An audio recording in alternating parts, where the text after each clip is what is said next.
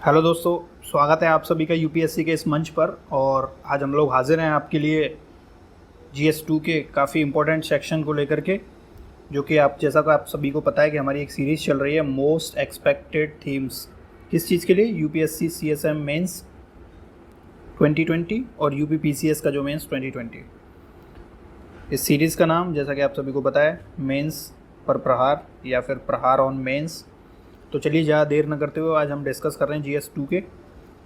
हम उम्मीद करते हैं कि आप इन टॉपिक्स से आपको लाभ मिलेगा। चलिए, जो हमारा जो पहला टॉपिक है, स्थानीय स्वशासन कितना असरदार, यानी कि आपको ये LSG को थोड़ा सा देखना है। LSG में क्या क्या इसने मजबूती प्रदान की है, किस तरीके से इसमें कमियां चल रही हैं, सरकार इसके लिए क्या प्रयास कर रही है और क्या इसका वे फॉरवर्ड हो सकता है, सॉल्यूशंस क्या हो सकते हैं इसकी मजबूती के लिए। Next, uniform civil code UCC article 44, इसके प्रावधान क्या हैं, इसकी स्थिति क्या है, इसको लागू करेंगे तो क्या होगा, इसको लागू नहीं करेंगे तो क्या होगा, यानी कि चुनौतियां क्या क्या आएंगी अगर इसको लागू करेंगे तो, और इसको किस तरीके से लागू किया जा सकता है। क्योंकि सरकार की प्रायोरिटी है तो आपको इसको तैयार करना है, गवर्नमेंट इसको किस तरीके से लागू कर सकती है, यानी सॉल्यूशन। नेक्स्ट, माइनॉरिटी की समस्या और सशक्तिकरण, ट्रांसजेंडर की समस्याएं एवं समाधान। तो यानी कि कुल मिला के माइनॉरिटी की समस्या, माइनॉरिटी में केवल SC ST नहीं, SC ST तो है ही, इसके अलावा माइनॉरिटी में आप लोग देख सकते हैं ट्रांसजेंडर, ये भी एक माइनॉरिटी का सब सेक्शन है। तो आप इनकी प्रॉब्लम्स, इनके लिए सरकार द्वारा किए गए प्रयास, इन सारी चीज़ों को प्लस इसके अलावा इनके समाधान, इन सारी चीज़ों को आप थोड़ा सा तैयार कर लें।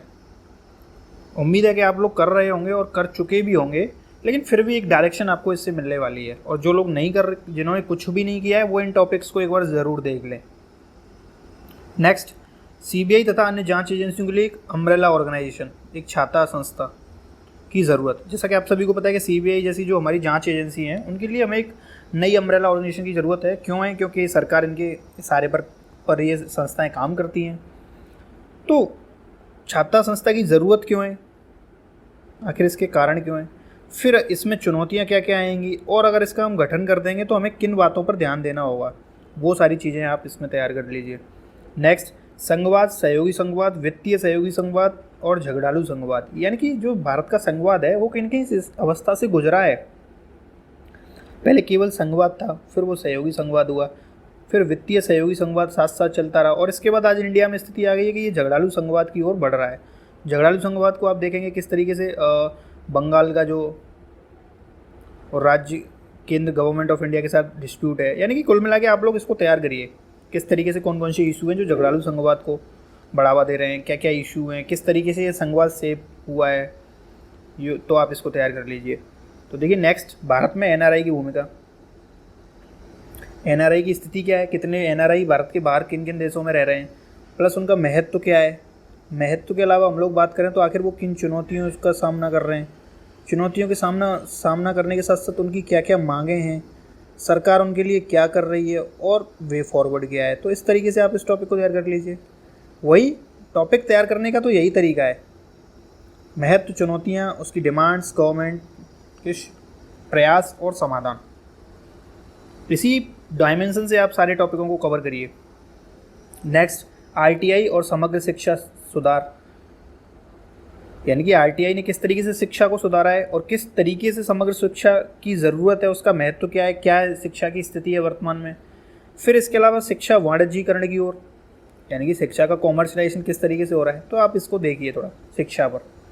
नेक्स्ट, इसमें हम लोग बात करते हैं तो ब्रेन ड्रेन किस तरीके से, ब्रेन ड्रेन आखिर इसके कारण क्या हैं वही, और उस ब्रेन का महत्व क्या है, उन कारणों से हमें क्या नुकसान होता है, सरकार इनको रोकने के लिए क्या प्रयास कर रही है, और हमें क्या करना चाहिए, सॉल्यूशंस, वे फॉरवर्ड। इस तरीके से आप इसको तैयार करिए।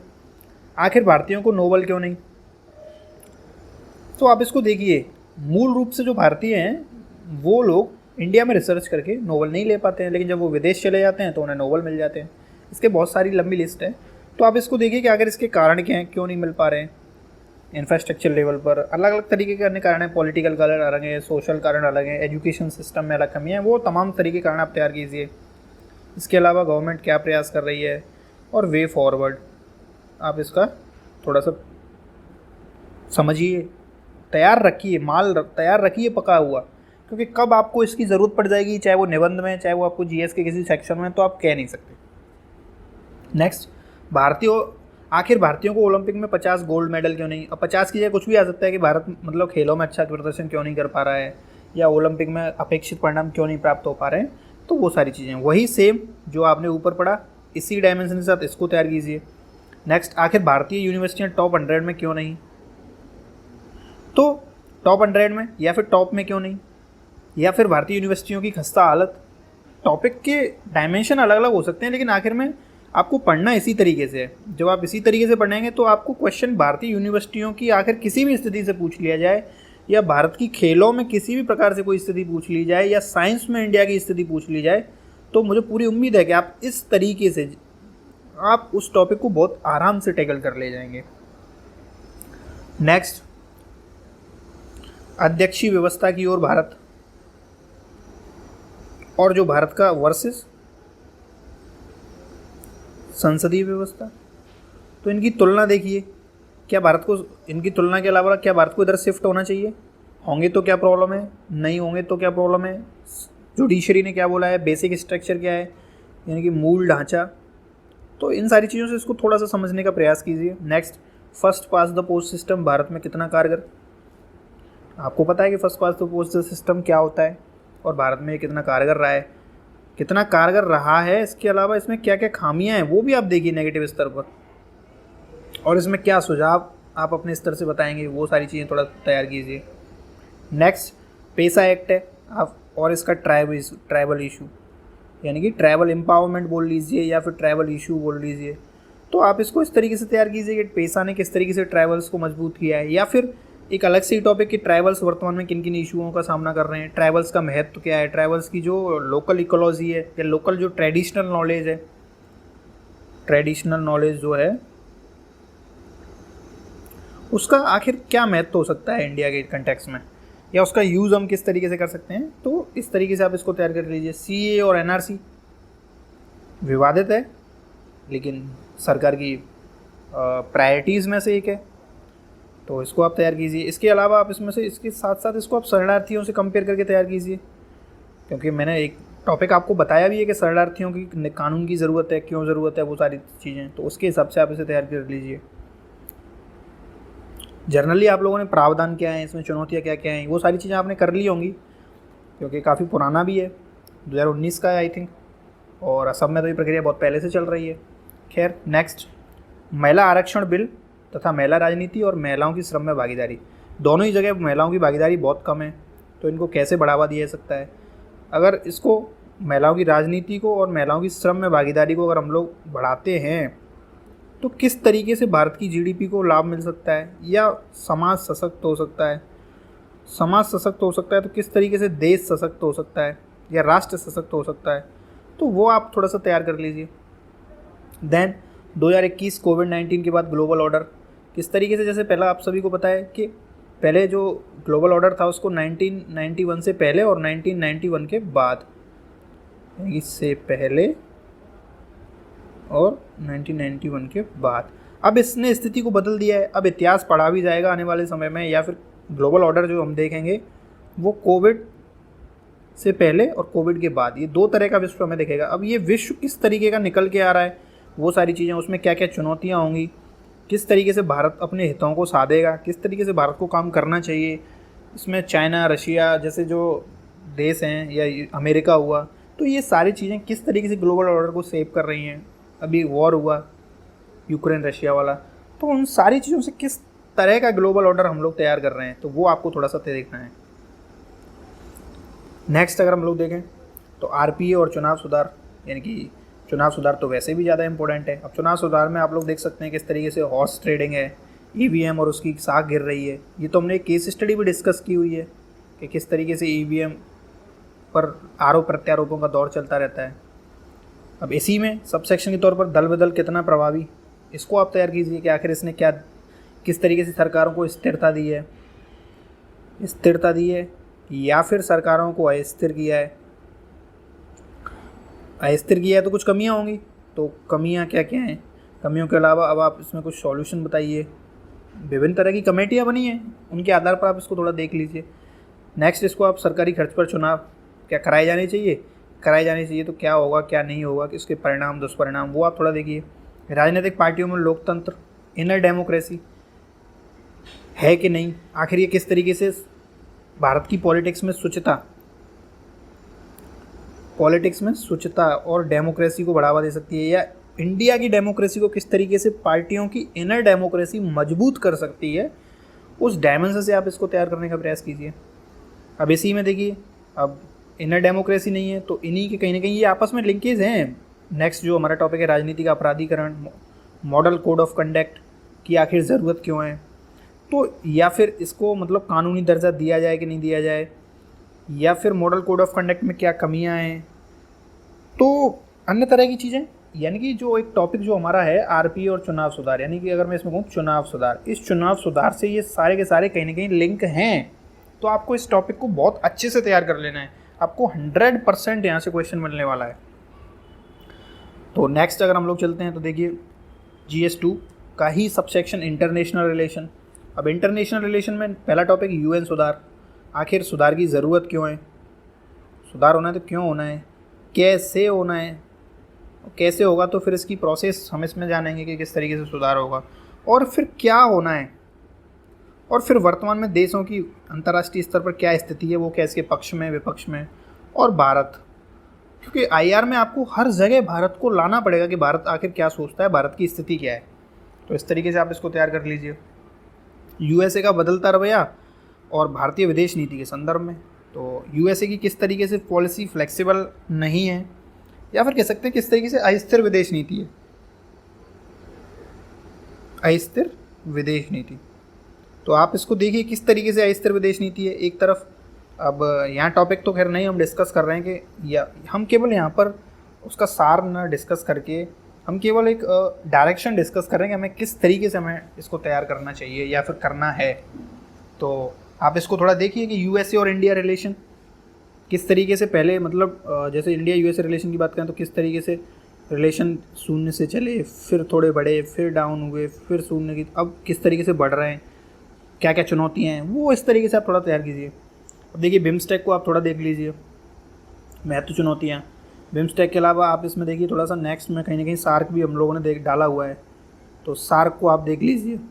सार्क के अलावा भारत चीन शक्तियों का टकराव, भारत और चीनी शक्तियों मतलब चीन का, तो भारत चाइना का जो डिस्प्यूट है आप उसको देख लीजिए। डिस्प्यूट इन द सेंस आप उसका देखिए, तुलना देख लीजिए, कहीं ना कहीं इकोनॉमिक स्तर पर देखिए, डिफेंस के स्तर पर देखिए, और टकराव को, डिस्प्यूट को आप ध्यान में स्पेशली आपसे टकराव किन चीज़ पर है, ये नहीं क्वेश्चन मुझे नहीं लगता कि पूछा जाएगा कि इंडिया चाइना किस तरीके से मतलब सेव कर सकते हैं किसको, एशिया की ग्रोथ को। इससे भी ज़्यादा चांसेस हैं कि इंडिया का सहारा लेकर के USA चाइना को किस तरीके से प्रतिसंतुलित कर रहा है, काउंटर कर रहा है। तो इस डायरेक्शन के साथ आपको इस सारी चीज़ों को समझने की ज़रूरत है। देन नेम की प्रासंगिकता। अब नेम की प्रासंगिकता और भारत तो आप जरूर देखना पड़ेगा कि नेम की आखिर प्रासंगिकता है या फिर प्रासंगिकता ख़त्म हो रही है, या फिर भारत नेम के मार्ग से विचलित हो रहा है, यानी कि मार्ग से भटकता भारत, भटकता या फिर हटता भारत, या फिर उसी पर हम लोग चल रहे हैं। तो ये थोड़ा सा आपको थोड़ा देखना है। देन देखिए फिर वो हम कह रहे थे सार्क और बिम्स्टेक देशों का चीन की तरफ झुकाव। ये इसमें जो सार्क है, सार्क की जगह बिम्स्टेक क्यों नहीं ले पाया या फिर ले रहा है इस डायरेक्शन से, क्योंकि सार्क को ज़िंदा करने के लिए ही हमने काफ़ी प्रयास किए और ये अटैक हो गया, लेकिन उसके बाद हमें समझ में आया, हमने बिम्स्टेक पर फोकस किया। तो किस तरीके से सार्क ने बिम्स्टेक की जगह लेने की कोशिश की है, क्या ये ले पाया है या फिर नहीं ले पाया है, और अगर ले पाया है तो फिर बिम्स्टेक के देशों का चीन की तरफ झुकाव क्यों हो रहा है, उसके कारण क्या क्या हैं, चाइना और भारत की स्ट्रेटजी में क्या क्या अंतर है, ये टॉपिक आप देखिए।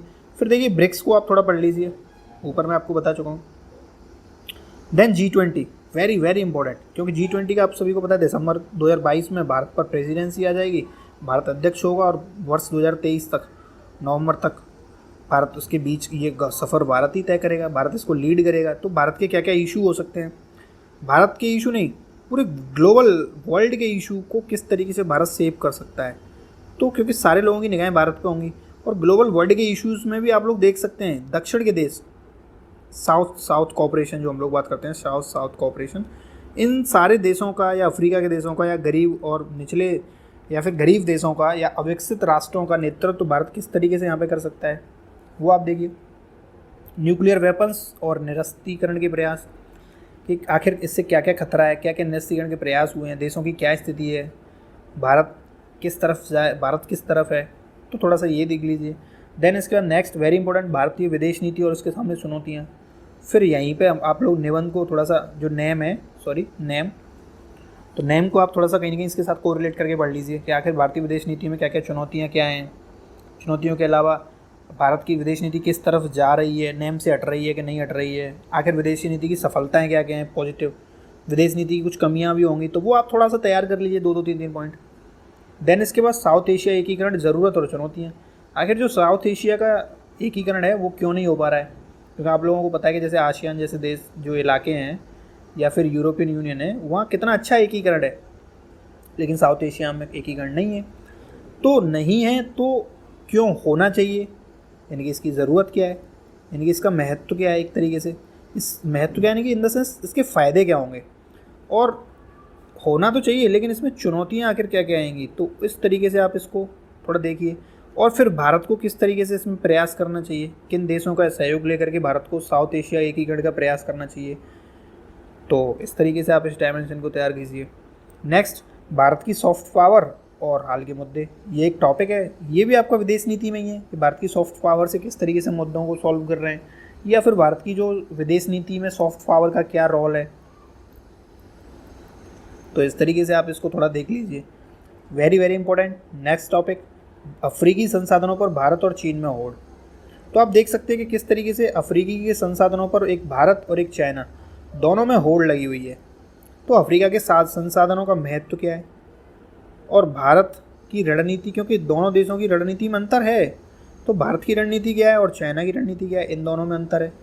तो भारत की गुडविल किस तरीके से है, चाइना किस तरीके से अपना काम कर रहा है, लेकिन चाइना की कुछ कमियां भी होंगी, तो वो आप उसको तैयार कीजिए। देन वेपनाइजेशन ऑफ स्पेस और इंडिया स्पेस पावर। तो यानी कुल मिला के मैं बात करूँ स्पेस और इंडिया स्पेस पावर, स्पेस के कौन कौन से इशू हैं, उनके अलावा इश्यूज़ के साथ साथ भारत स्पेस पावर कैसे बन रहा है। जैसे आप सभी को पता है एसैट, गगनयान की हम लोग बात कर ही रहे हैं, एसैट हम सफलतापूर्वक लॉन्च कर चुके हैं, 104 सैटेलाइटों को हम एक साथ, मंगलयान हमारा सफलतापूर्वक, गगनयान पर हमारा काम चल ही रहा है। तो आप इसको मतलब बहुत अच्छे तरीके से आप अपना इसको पॉइंट्स में तैयार कर लीजिए। नेक्स्ट, वेस्ट एशिया और भारत एशियाई सहयोग। तो वेस्ट एशिया और भारत का क्या सहयोग है, मतलब एक दूसरे का दोनों के लिए क्या महत्व है। भारत के लिए यानी कि मैं बात करूँ आपका इंडिया के लिए वेस्ट एशिया का, और वेस्ट एशिया के लिए इंडिया का, इन दोनों का आपस में एक दूसरे के लिए क्या महत्व है, वर्तमान में संबंधों में क्या क्या चुनौतियाँ हैं। तो आप इसको थोड़ा देखिए किस तरीके से दोनों मिलके कोऑपरेट कर सकते हैं, इनका सहयोग कहाँ कहाँ हो सकता है, वही जनरल। तो आप इसको बात तैयार कीजिए। Next, Bharat Bangladesh relation. अब भारत बांग्लादेश रिलेशन का वही कि आखिर में मतलब इनका थोड़ा सा आपको इतिहास जानना है। इतिहास जानने के बाद आप इसका जो इतिहास में फिर इसके जो आप रिलेशन देखेंगे, तो रिलेशन आपको देखना है सोशल, पॉलिटिकल, इकोनॉमिकल और आपको डिफेंस के स्तर से। फिर इन दोनों का जब रिलेशन आप लोग जान लेंगे तो फिर इसको आपको पता चलेगी कि आखिर इसमें चुनौतियाँ क्या क्या हैं, क्योंकि ऐसा नहीं है कि सिर्फ अच्छी अच्छी चीज़ें, कुछ बेकार चीज़ें भी हैं। तो आप उसमें थोड़ा सा चुनौतियाँ देखेंगे। देन इसके बाद आरसीपी और भारत। आरसीपी और भारत में अगर हम लोग बात करेंगे तो आरसीपी से भारत क्यों हट गया है, क्योंकि भारत ने सदस्यता नहीं ली है। तो आरसीपी का महत्व क्या है, आरसीपी का महत्व के बाद अगर हम लोग बात करेंगे तो फिर इसमें भारत ने क्यों पीछे हटाया या भारत ने सदस्य क्यों लिए, तो कुछ चुनौतियाँ होंगी। और भारत के बगैर आरसीपी का क्या महत्व होगा या क्या दिशा होगी भारत के बगैर आरसीपी। तो इस तरीके से आप इसको तैयार कीजिए। या फिर कहने का मतलब है किसी ग्रुप का भारत के बिना क्या अस्तित्व हो सकता है, या फिर भारत के साथ कोई ग्रुप है, के साथ कोई ग्रुप और भारत के बगैर कोई ग्रुप, यानी कि इस डायरेक्शन में उसको ले जाना है। देन इसके बाद अगर हम लोग बात करें मल्टीलेटरिज्म, WTO पर संकट था भारत, यानी कि इसमें अगर हम लोगों ने देखा तो मल्टीलेटरिज्म, किस तरीके से मल्टीलेटरिज्म पर संकट है, WTO पर किस तरीके से संकट है, और भारत आखिर क्या कर रहा है, भारत को क्या करना चाहिए। ग्रुप डिप्लोमेसी आपको देखना पड़ेगा किस तरीके से, देखिए क्वाड के बाद आज हम लोग बात करते हैं तो देखिए I2U2, तो ये ग्रुप हैं। इन ग्रुपों को थोड़ा सा आप तैयार कीजिए, I2U2 को कर लीजिए, क्वाड में क्वेश्चन पूछा जा चुका है। तो ग्रुप डिप्लोमेसी क्या है, इसका महत्व क्या है, किस तरीके से, अब I2U2 हो गया तो इसका देखिए थोड़ा सा। देन इसके बाद एक्ट ईस्ट पॉलिसी और भारत, तो एक्ट ईस्ट पॉलिसी में किस तरीके से भारत ने अपने मतलब पड़ोसी देशों को किस तरीके से साधा है, किस तरीके से उनकी हेल्प की है। तो एक्ट ईस्ट पॉलिसी का महत्व क्या है, महत्व के अलावा इसमें क्या क्या चुनौतियाँ हैं, तो इन चीज़ों को आप थोड़ा देखिए, तैयार कीजिए। देन अफस्पा कानून का दुरुपयोग और जेल सुधार, ये तो यहाँ एक केस स्टडी भी बन सकती है अफस्पा पर। अफस्पा इन द सेंस मतलब कोई अफस्पा के आधार पर कि किस तरीके से गोलीबारी हो जाती है सिविलियंस पर, अभी नागालैंड में गोली चलाई गई थी। तो ये case study in the sense आपको केस स्टडी मिल सकती है कि कोई सरकारी पुलिस विभाग है उसके द्वारा गोली चला दी गई है, फिर प्रोटेस्ट हो रहा है, आप SP हैं DSP हैं, तो किस तरीके से सिचुएशन सॉर्ट आउट करेंगे। तो ये तो केस स्टडी के एंगल से, लेकिन अफस्पा को आपको कि आखिर इसमें इसका महत्व क्या है, अगर क्या इसे हटाना चाहिए या नहीं हटाना चाहिए, अगर नहीं हटाते हैं तो फिर इसमें कुछ सुझाव आप लोग बता सकते हैं, या सरकार क्या कर रही है, सरकार क्या सोचती है इस बारे में, तो वो सारी चीज़ें। नेक्स्ट जेल सुधार, अब जेल सुधार में आप लोग इसको क्या क्या मतलब क्या कमियां हैं, तभी तो सुधार की ज़रूरत पड़ रही है, और फिर सरकार ने क्या क्या किया है, और फिर आप अपने कुछ सुझाव, इस तरीके से आप इसको तैयार कीजिए। देखिए नेक्स्ट अगर हम लोग जुडिशरी के सेक्शन में आते हैं तो न्याय में देरी और सुप्रीम कोर्ट की बेंच और कोर्ट रूम लाइव, तो न्याय में देरी से ही ये सारे टॉपिक कनेक्टेड हैं, इंटरकनेक्टेड हैं, क्योंकि कोर्ट रूम लाइव होगा तो न्याय मिलने में तीव्रता आएगी। सुप्रीम कोर्ट की बेंच अगर दिल्ली के इतर कहीं बनती है तो फिर न्याय में तीव्रता आएगी। तो आप इसको देखिए कि आखिर इसके कारण क्या हैं, मतलब क्या स्थिति है, फिर कारणों के अलावा सरकार के क्या प्रयास हैं और आप अपने क्या सुझाव देते हैं, इसी एंगल से आप इन सारे टॉपिकों को तैयार करें। देन इसके बाद न्यायपालिका की स्वतंत्रता और जुडिशियल अतिसक्रियता, यानी कि न्यायपालिका की स्वतंत्रता और जो अतिसक्रियता है उसमें संतुलन की ज़रूरत है। तो संतुलन कैसे बिगड़ रहा है, संतुलन ज़रूरी है लेकिन संतुलन बिगड़ रहा है, तो आप उसको देखिए कि कैसे बिगड़ रहा है और किस तरीके से संतुलन को बनाया जा सकता है। देन इसके बाद कॉलेजियम, शक्ति पृथक्करण और चेक एंड बैलेंस, तो कॉलेजियम के क्या क्या इश्यूज़ हैं इसको आप थोड़ा तैयार कर लीजिए, आखिर किस तरीके से कॉलेजियम, और जो आपको पता होगा NJAC, तो इनका थोड़ा लिंकेज के साथ आप इस टॉपिक को तैयार करिए कि कॉलेजियम में क्या समस्याएं हैं, किस तरीके से कॉलेजियम को में सुधार लाया जा सकता है, सरकार और न्यायपालिका किस तरीके से अच्छा काम कर सकते हैं मिलके। फिर वही शक्ति पृथक्करण, चेक एंड बैलेंस, तो शक्ति पृथक्करण वही तीनों में, लेजिस्लेचर, एग्जीक्यूटिव और जुडिशरी, तो एक दूसरे पर किस तरीके से आपका चेक एंड बैलेंस है वो आप थोड़ा देखिए, क्या चेक एंड बैलेंस बिगड़ रहा है, संविधान में उसकी क्या स्थिति है, विभिन्न सुप्रीम कोर्ट के जो निर्णय हैं उनमें क्या स्थिति रही है, कौन कौन से निर्णय ऐसे हैं जिन्होंने प्रॉपर चेक एंड बैलेंस को मेंटेन किया हुआ है, बेसिक स्ट्रक्चर में क्या स्थिति है, तो वो आप इस तरीके से आप थोड़ा तैयार कीजिए। देन CBI और जजों की सेवानिवृत्ति के बाद नियुक्ति, तो कुल मिला के जो ये टॉपिक है वो कह रहा है कि जो बड़ी पोस्ट पर जो लोग होते हैं उनकी सेवानिवृत्ति के बाद नियुक्ति होनी चाहिए या नहीं होनी चाहिए।